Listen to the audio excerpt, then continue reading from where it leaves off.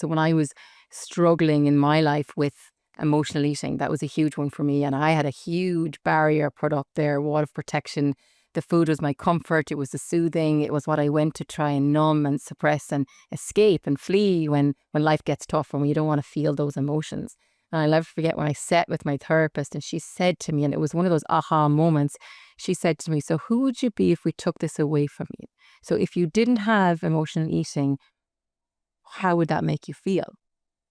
And I'll never forget just my going, oh my God, no, what, you can't take that away from me. What would I do? I would die, because it was my crutch.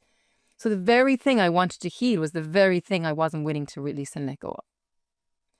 So I had to accept that it was a coping mechanism, to accept my journey, that I was feeling uncomfortable feelings, and go back and try and heal those feelings rather than just treat the symptom. So with someone who's struggling to accept, first you have to go and understand what's causing you. What's the reason behind why you've hardened? What's the trauma that has caused the frozenness? And are you willing to let this melt and release? Because if you're not, you're going to be like that ice block going through life, hardened. And really what you need to do this is you need support. So if I put an ice block and I just plonk it onto the counter and it starts to melt, the water will just go everywhere. But if I get an ice block and I put it into a glass, then it starts to melt, the water's contained, it's held. So who holds you? Who supports you? Where do you feel safe? Where can you go to just let everything melt and drop away and know that you are going to be held with love and compassion and not judgment and shame? Shame and guilt are two of the lowest vibrational frequency energies that we can carry. Everyone intermixes them, but they're quite different.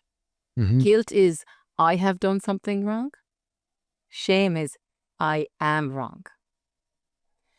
So we have to unravel that, and that inner child work is going back to visiting yourself. I always do a very powerful meditation. I get people to go back to revisit themselves when they're a child, 6, 7, 8, and they witness them and they talk to them and they see them. Because really what happens is we feel we're not seen. We feel we're not heard. We're not valued. We're not enough. So then we start to, in our adult life, to do whatever we can to be seen, to get the job, to be in the perfect relationship, to have the perfect body, whatever will get us seen and approved of, so that we'll be liked for who we are, not for what we do, rather than who we are.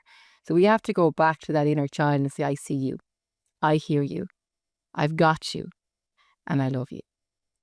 And the minute you feel loved, truly from yourself to yourself, then the walls will come down.